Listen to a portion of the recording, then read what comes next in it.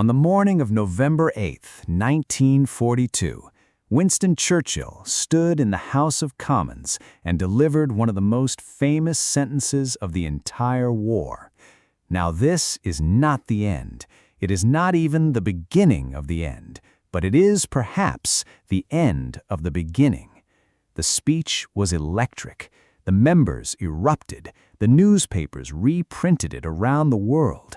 Churchill was talking about El Alamein, about Montgomery's victory in the desert, about the first significant British success in years of grinding war. He was at his absolute best, the language perfectly calibrated, the rhythm perfectly judged, the historical confidence entirely convincing. Sitting in the Commons gallery, watching the performance with the expression of a man who has heard this particular kind of speech before and knows exactly what it costs, was General Alan Brooke.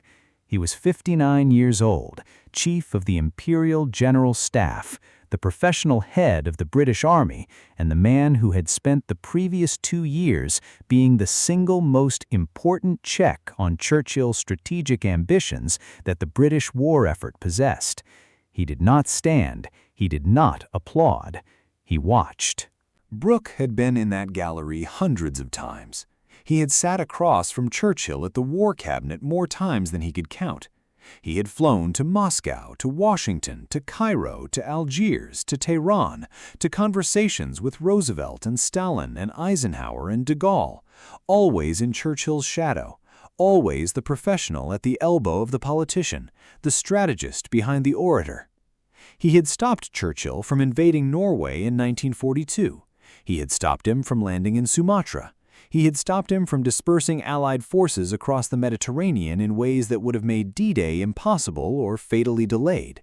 He had argued for 2 years against the pressure of America's most senior commanders and against Churchill's own instincts for the strategy that actually won the war in Europe. He would not receive the command of Operation Overlord.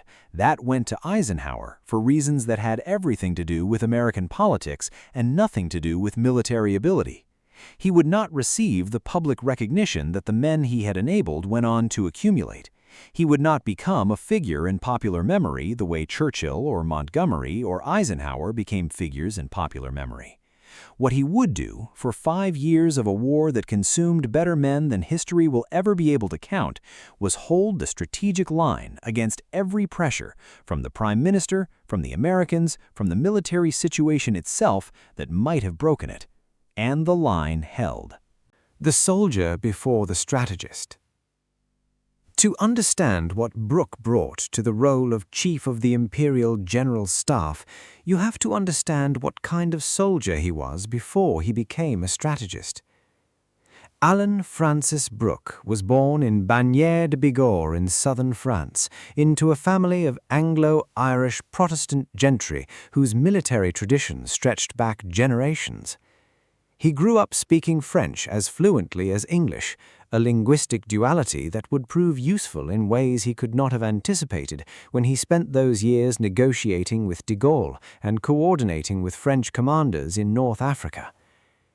He was commissioned into the Royal Artillery in 1902 and spent the years before the First World War developing an expertise in gunnery that was already marking him as an unusually analytical officer in a profession that in 1910 did not particularly reward analysis. When the Great War came, he served on the Western Front throughout, and what that experience gave him was not simply the tactical competence that years of combat produce, but something more specific and more valuable. An understanding of what modern industrial warfare cost when it was conducted without adequate strategic preparation, when attacks were launched before the material conditions for success existed, when commanders substituted courage for calculation. The Somme, Passchendaele, the grinding attrition battles that consumed hundreds of thousands of men for objectives that could have been achieved at a fraction of the cost with better planning, Brooke absorbed these lessons at the level where they permanently shape professional judgment. He came out of the First World War with a visceral, bone-deep understanding of what happens when political pressure overrides military logic and commanders are pushed into offensives before they are ready.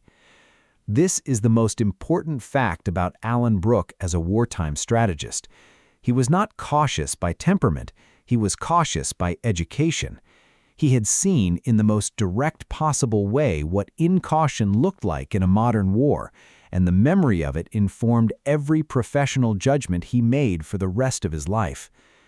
Between the wars, he emerged as one of the British Army's premier tactical thinkers, developing the use of artillery and coordination with infantry in ways that anticipated the combined arms doctrine the Second World War would demand. He commanded the Second Corps in France in 1940, covering the retreat to Dunkirk with a professionalism that the chaos of the campaign made remarkable, and was then sent back to France, an almost insane second mission to command the remaining British forces south of the Seine after Dunkirk, a force he extracted with most of its strength intact before France collapsed entirely around him. Churchill noticed competence in the field the way a conductor notices a musician who can hold a difficult passage without flinching. In December 1941, he made Brooke chief of the Imperial General Staff. The position of CIGS in December 1941 was not, on paper, a combat command. It was an administrative and advisory role. The professional head of the British Army, responsible for advising the government on military strategy and translating political direction into military planning. In practice, under Churchill, it was something considerably more demanding than that.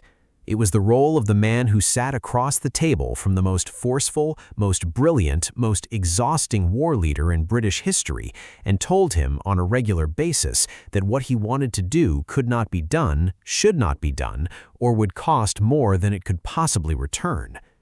Churchill generated ideas the way a fire generates sparks, constantly, in all directions, with an energy that was simultaneously his greatest quality and the most dangerous thing about him as a strategic mind. Some of those sparks lit fires that changed history: Operation Compass in North Africa, the Atlantic Charter, the Grand Alliance with America and the Soviet Union, the rhetoric of 1940 that kept Britain in the war when rational calculation might have counseled otherwise. Others would have burned the house down. Churchill's strategic instincts were Napoleonic in their boldness and Elizabethan in their romanticism. He thought in terms of indirect approaches, unexpected strokes, the sudden application of force to an enemy's soft underbelly rather than grinding through the armored front. This was not simply the indulgence of an amateur strategist. It reflected a genuine historical insight into how Britain had historically made war, using naval power and indirect pressure rather than the mass armies that continental powers deployed. In certain contexts, at certain moments of the war, it was exactly right. The problem was that Churchill could not always tell when those contexts applied and when they did not, and the consequences of getting it wrong in a war of this scale, with the alliance relationships and resource constraints that actually existed in 1942 and 1943, were not the consequences of an adventurous Elizabethan raid that went sideways. They were the consequences of misallocated Allied strength, delayed critical operations, and strategic incoherence at the moment when the Axis powers were at their most dangerous. Brooke's job, every day, was to sort the brilliant sparks from the ones that would burn everything down, and to do it with a man who did not enjoy being told no. The strategy that won the war in Europe. The argument that Brooke conducted from late 1941 through 1944 was, at its core, about one question: where should the Allies attack Germany and when? The American answer, articulated most forcefully by Army Chief of Staff George Marshall, was direct and logical in the way that American strategic thinking tended to be direct and logical. Cross the English Channel as soon as possible, establish a beachhead in France, and drive straight at Germany. Marshall wanted to do this in 1942, which he called Operation Sledgehammer, and failing that, in 1943, which he called Operation Roundup. The logic was clear. Germany was the main enemy, France was the most direct route to Germany, and every month of delay cost Allied blood and treasure and prolonged the war. Brooke thought this was, in its 1942 and early 1943 formulations, a way to lose the war. He was not opposed to a cross-channel invasion. He was the most important advocate of what eventually became Operation Overlord. But he understood, with the specificity that came from professional military analysis rather than strategic intuition, what a cross-channel invasion required in order to succeed rather than to fail catastrophically. It required air superiority over the landing beaches and the immediate inland area. It required sufficient landing craft to put enough troops ashore to resist immediate German counterattack. It required a trained and equipped Allied army large enough to exploit the beachhead before German reserves could seal it. It required deception operations capable of keeping German armored reserves away from Normandy in the critical first days. It required a German military already sufficiently degraded by combat on the Eastern Front and in other theaters that it could not simultaneously hold France and defeat the Soviet Union. None of these conditions existed in 1942. Almost none of them existed in early 1943. They began to exist through 1943 and were sufficiently in place by June 1944. This sounds straightforward in retrospect. At the time, arguing it required Brooke to hold his position against Marshal's pressure, Roosevelt's pressure, Churchill's periodic impatience, the Soviet Union's demands for a second front, and the political reality that American public opinion wanted visible action in Europe and was not particularly interested in the nuances of amphibious operational art. He held it by being right, and by being able to demonstrate that he was right at every step of the argument with a mastery of detail that his opponents could not match. He did not win these arguments through charm or political skill, though he developed both in the course of the war. He won them by knowing more about military operations than the people arguing with him, and by being able to explain, in terms that made strategic sense rather than just emotional appeal, exactly why the thing being proposed would not work. North Africa, Sicily, Italy. The Mediterranean Strategy. The strategy that Brooke successfully advocated in place of the premature cross-channel assault was the Mediterranean campaign. North Africa first, then Sicily, then Italy, using these operations to engage German forces, draw Axis attention and resources away from the Channel coast, develop Allied amphibious capability, and tightened a strategic noose around Germany from the south and west simultaneously. It was not a perfect strategy. No strategy in a war of this complexity is perfect. The Italian campaign in particular became a grinding, costly commitment that absorbed Allied resources longer and at a higher cost than the original planning suggested. Brooke was aware of these costs and never claimed that the Mediterranean campaign was cheap. What he argued, successfully, was that it was cheaper than the alternative. A premature cross-channel invasion in 1942 or early 1943, attempted before Allied air power could establish the necessary superiority and before sufficient landing craft and trained assault troops existed, would have faced a German military that was not yet sufficiently degraded and would have had a serious probability of catastrophic failure. The cost of a failed overlord would not simply have been the casualties of the operation itself. It would have been the elimination of the only viable path to victory in Western Europe, the political collapse of the Anglo-American alliance, and the extension of the war by years at a minimum. Brooke understood this at a level of precision that his American counterparts, who had been in the war less than a year when the argument started and who had not yet experienced the specific texture of what modern German defensive capability looked like when it was properly organized, did not fully share. Marshal was a great organizer and a man of considerable strategic intelligence, but he had not commanded in the field against the Germans, and his model of what Allied forces could accomplish against German resistance in France in 1942 did not fully account for what that resistance would actually look like. Eisenhower, who had also not yet commanded in the field, initially supported Marshal's timeline.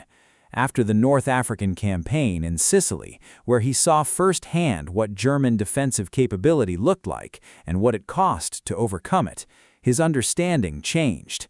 He became a convert to the view that the timing of overlord mattered as much as the concept of it. Brooke had been saying this for 2 years. Overlord, and the command he did not receive. In late 1943, at the Tehran Conference, Roosevelt and Churchill agreed that the command of Operation Overlord would go to an American. The political logic was clear enough. The United States was now contributing more men, more material, and more industrial capacity to the war than Britain, and American public opinion would not accept the largest military operation in history being commanded by a British officer. Churchill had promised the command to Brooke. He had told him so explicitly months before Tehran. Brooke had allowed himself to believe it, had mentally prepared for the task, had thought about what it would mean to command the operation whose conditions he had spent 2 years fighting to create. At Tehran, Churchill told him it was going to Eisenhower instead.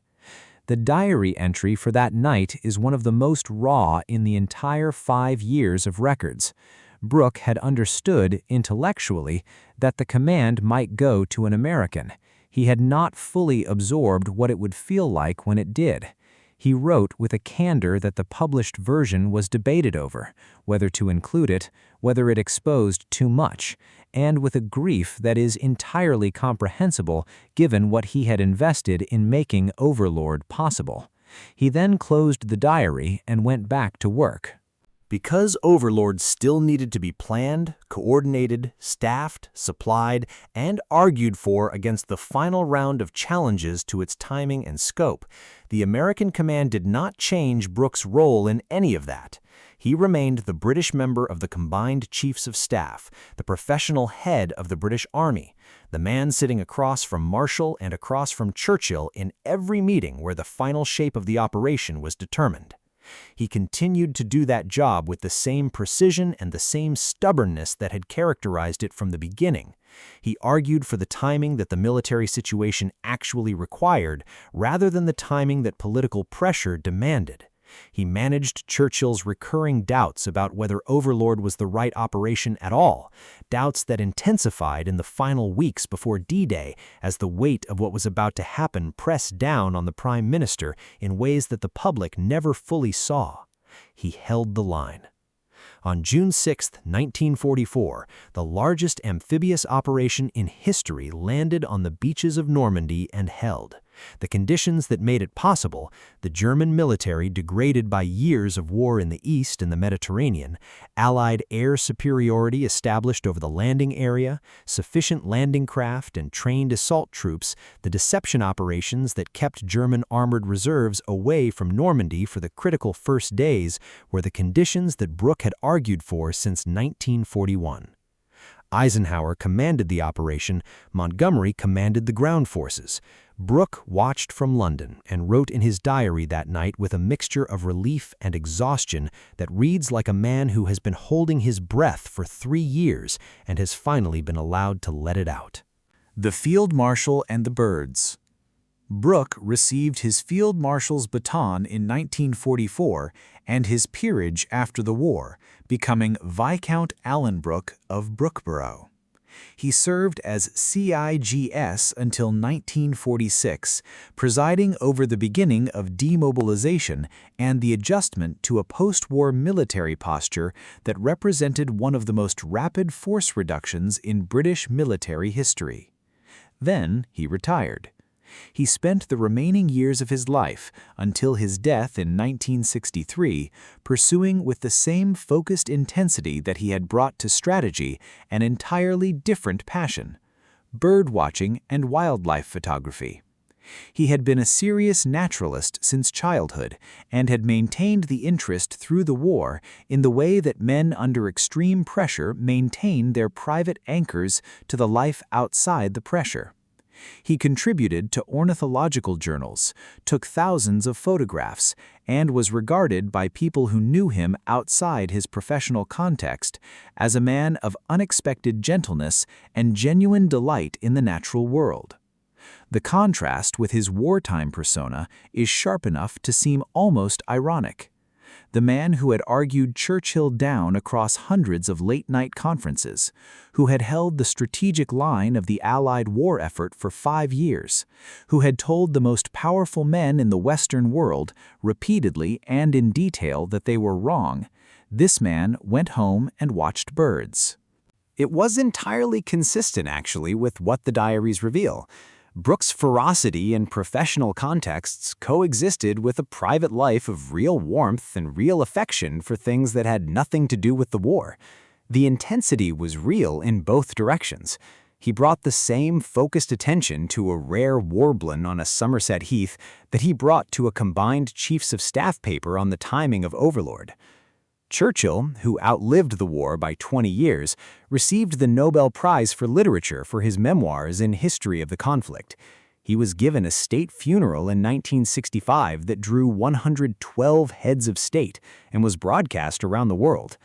The post-war historical consensus, shaped heavily by Churchill's own account of events and by the popular appetite for the stories Churchill told best, placed Churchill at the center of the Allied victory and treated the men around him primarily as instruments of his will. Brooke's diaries, published in the 1950s, complicated that picture significantly. They revealed the extent to which Churchill's will had been constrained, redirected, and sometimes flatly contradicted by his professional military advisors, and the extent to which those constraints had been strategically essential rather than bureaucratic obstructions. The public reception of the diaries was mixed, partly because they were frank about Churchill's limitations in ways that a Britain still attached to the Churchill myth found difficult to absorb, and partly because Brooke himself had not been a public figure during the war in the way that Churchill had been, and the account of his arguments with the Prime Minister lacked the personal familiarity that would have made the story immediately resonant. He died in 1963 before the serious historical reassessment of his role had properly begun.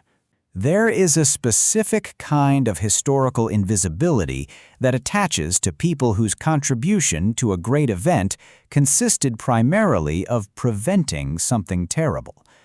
The battles that did not take place because Brooke stopped Churchill from ordering them cannot be commemorated. The strategic catastrophes that did not happen because Brooke held the line at the combined Chiefs of Staff leave no wreckage to point to, no casualties to count, no turning point to identify. They are, by definition, absences, things that might have been and were not. The shape of what was prevented is visible only in the negative space of what actually happened, in the timing of D-Day, in the conditions that made it possible, in the sequence of Mediterranean operations that degraded German defensive capability before the Channel crossing was attempted. Counterfactual history is treacherous exercise, and professional historians approach it with caution. But it is not counterfactual history to point out, on the basis of the primary documents and the professional assessments of the commanders involved, that the Allied strategic framework which produced victory in Europe in 1945 was the strategic framework that Brooke advocated, defended, and in crucial instances imposed against determined resistance. The cross-channel invasion that took place when it did, at the scale it did, with the preparation it had, was possible partly because of Brooke's 2-year argument against doing it earlier in worse conditions. The resources that were not dispersed to secondary operations in Norway or Sumatra or the Aegean were available for Overlord partly because Brooke redirected them. The German military that faced the Normandy landings was the German military that had spent years fighting in Russia and the Mediterranean, partly because the Allied strategy Brooke shaped kept it committed in those theaters. None of this appears on a monument. None of it is taught in school. The CIGS, whose strategic judgment shaped the conditions for victory, remains, 80 years after the war ended, a figure known primarily to professional historians and serious students of the Second World War. The conference room. Today, the Cabinet War Rooms beneath Whitehall, where much of the British wartime strategic planning took place, are a museum now. The room where Churchill worked is preserved. His desk, his chairs, his maps, all of it kept exactly as it was. The atmosphere of 1940 and 1941 carefully maintained for visitors who come to understand what it felt like to plan a war in underground rooms while London burned above. The Cabinet War Rooms also contain the room where the Chiefs of Staff met. It is less visited than Churchill's office. The chairs around the long table are ordinary military chairs, not the personal furniture of a charismatic leader. The maps on the walls are the maps of a professional planning exercise rather than the maps of Churchillian drama. Brooke sat at that table, in one of those ordinary chairs, and argued the shape of the Allied war effort into the form that won it. He did not do it alone. He could not have done it without Churchill, whose energy and moral authority sustained Britain through years when sustainability required nothing less than that. He could not have done it without Marshal's organizational genius, which built the American military machine that made Allied victory materially possible. He could not have done it without the soldiers, sailors, and airmen whose courage was the necessary foundation for everything the strategists planned. But without Brooke, the strategy those men were sent to execute would have been different, more rushed, more improvised, more likely to break against the reality of what German defensive capability actually was at the moment it was actually encountered, in the place and at the time it would actually have been encountered. He held the strategic line the way Auchinleck held the geographical line at El Alamein, not with drama, not with speeches, with professional stubbornness and accurate calculation and the willingness to argue the same point in the same room against the same pressure for as long as it took. The line held. That is his monument, even if his name is not on it.